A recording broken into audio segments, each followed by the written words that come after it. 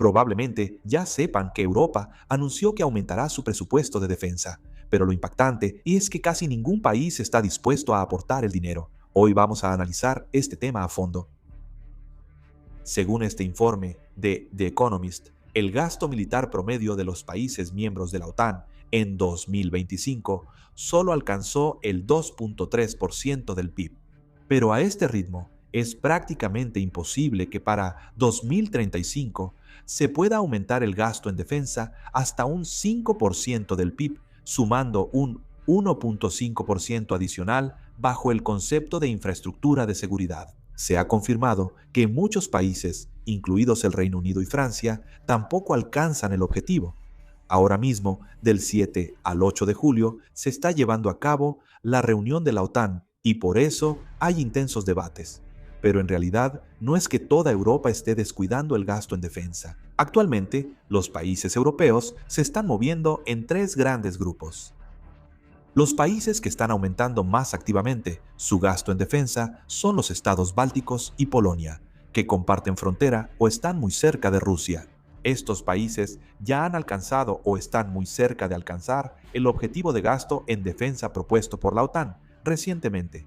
Incluso han surgido informes de que Rusia está considerando posibles provocaciones militares dirigidas a Polonia, lo que ha aumentado aún más la tensión actual. Desde el inicio de la guerra en Ucrania, estos países han presenciado un conflicto real justo a su lado, por lo que perciben las amenazas a la seguridad de una manera completamente diferente a la de otros países de Europa Occidental. Por eso, Lituania no solo aumentó los impuestos existentes, sino que también creó un nuevo impuesto llamado Contribución de Seguridad para asegurar el presupuesto de defensa. Finlandia también tomó la difícil decisión de recortar los presupuestos de salud y bienestar para priorizar el fortalecimiento militar. Aunque ha habido protestas de la población por esta prioridad, la decisión de anteponer la seguridad ha sido más fuerte. Por otro lado, Alemania, Dinamarca y Suecia se encuentran en una situación un poco diferente. Estos países no están aumentando su gasto en defensa tan rápidamente como los países bálticos, pero como sus finanzas nacionales son relativamente estables, todavía tienen margen para emitir más bonos o expandir su presupuesto si es necesario. En particular, Alemania está impulsando un plan para aumentar su gasto en defensa hasta aproximadamente el 3.7% del PIB para 2030, basándose en su economía, la más grande de Europa.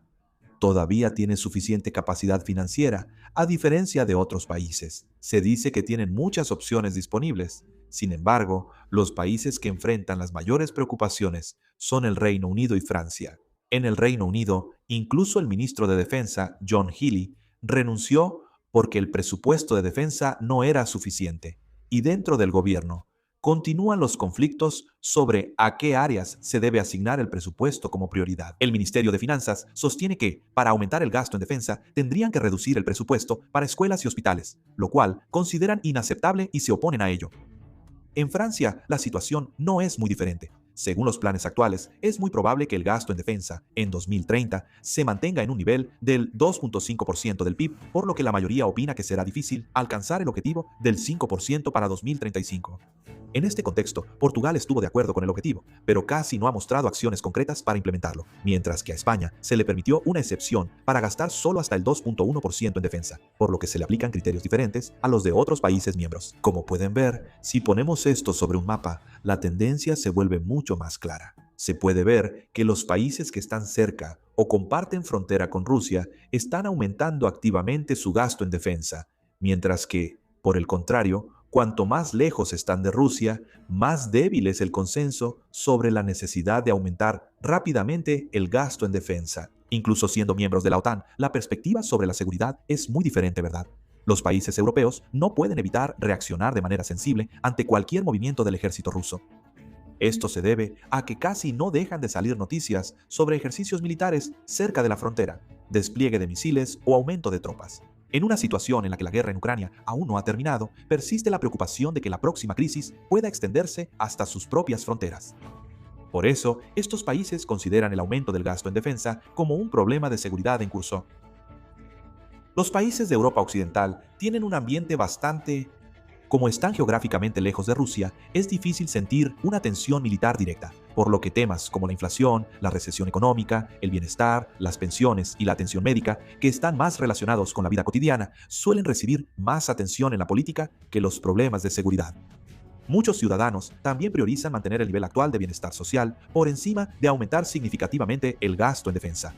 Por eso, aunque la OTAN exija a todos los países miembros que destinen el 5% de su PIB al gasto militar, la importancia que cada país le da a esta medida puede variar considerablemente.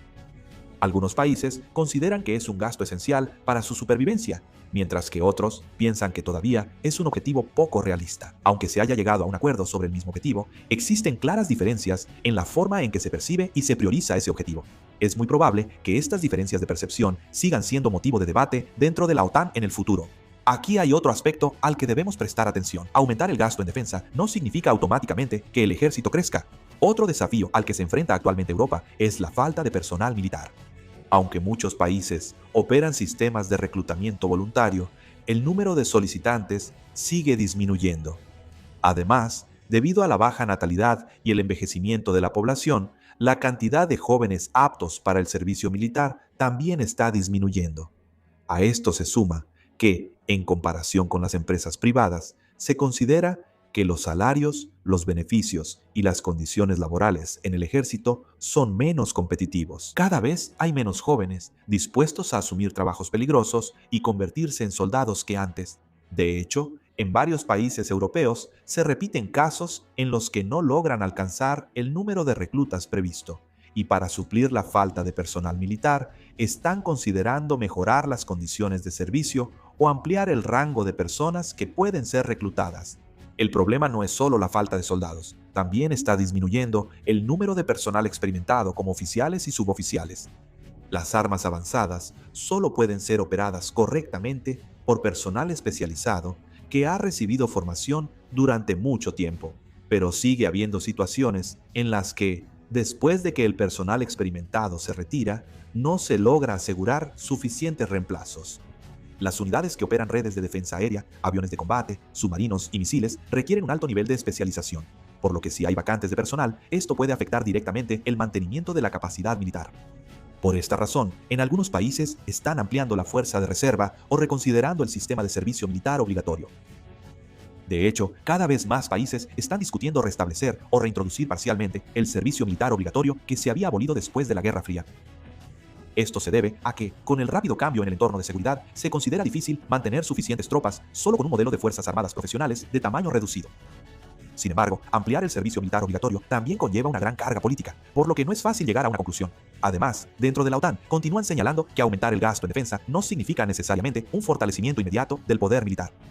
De hecho, aunque los presupuestos de defensa de los países miembros han aumentado considerablemente en comparación con antes, la velocidad de producción de armas no puede seguir ese ritmo. Después del fin de la Guerra Fría, la mayoría de los países europeos consideraron que la necesidad de prepararse para una guerra total a gran escala era baja, por lo que redujeron continuamente la industria de defensa y la capacidad de producción de armamento. Cerraron fábricas militares o redujeron las instalaciones de producción y cambiaron su política a comprar armas solo cuando era necesario. Esto pudo haber sido eficiente en tiempos de paz, pero en situaciones como la actual, donde hay guerras simultáneas en varias regiones, esta estructura se está mostrando como una debilidad.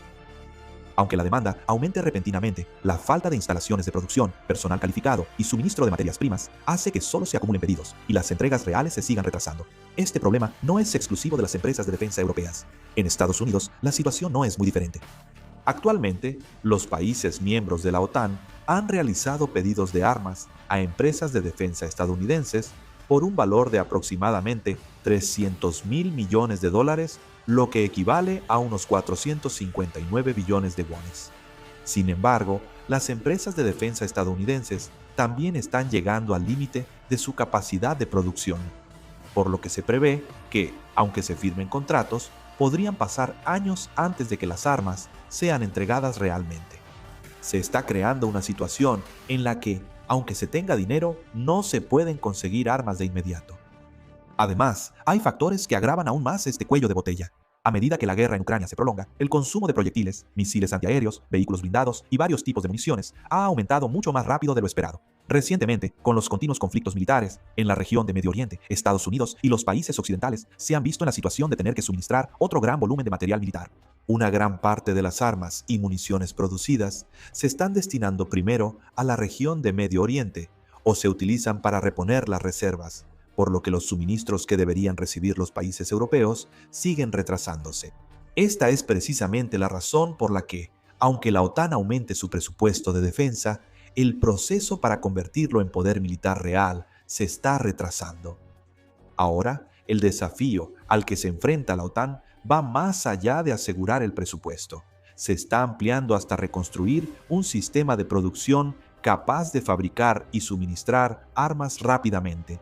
Estados Unidos tampoco está simplemente observando esta situación sin hacer nada. De hecho, el país que está impulsando con más fuerza esta controversia sobre el gasto en defensa es Estados Unidos. El presidente Donald Trump ha afirmado desde hace mucho tiempo que los países europeos solo han recibido beneficios bajo el paraguas de seguridad de Estados Unidos sin asumir suficientes costos. Mientras Estados Unidos gasta enormes sumas en defensa, Europa ha utilizado ese dinero para ampliar sus sistemas de bienestar y seguridad social, según la perspectiva de la administración de Donald Trump. Por eso, Estados Unidos sigue enfatizando que ya no puede hacerse responsable de la seguridad de Europa de la manera tradicional. Por esta razón, Estados Unidos ha establecido la política de supervisar de manera muy estricta si los países miembros de la OTAN cumplen realmente con los objetivos de gasto en defensa que prometieron. No basta con anunciar los objetivos, lo importante es comprobar si realmente asignan presupuesto y fortalecen su capacidad militar. Si muchos países no logran alcanzar los objetivos, es probable que aumenten las voces dentro de Estados Unidos que piden reducir el número de tropas estadounidenses estacionadas en Europa. De hecho, se sabe que el Departamento de Defensa de Estados Unidos está revisando de manera general las tropas y los recursos militares actualmente desplegados en Europa. Esto también se interpreta como una posibilidad de que, en el futuro, el tamaño de las tropas o el despliegue de activos estratégicos se mantenga fijo. Además, Estados Unidos está exigiendo activamente la compra de armas estadounidenses junto con el aumento del presupuesto de defensa. Estados Unidos espera que a medida que aumenten los presupuestos de defensa de los países miembros de la OTAN, esos fondos se dirijan a las empresas de defensa estadounidenses. Para Europa, no solo está bajo la presión de aumentar su presupuesto de defensa, sino que también se encuentra en una situación en la que debe aceptar la exigencia de comprar armas estadounidenses para mantener el apoyo de Estados Unidos en materia de seguridad.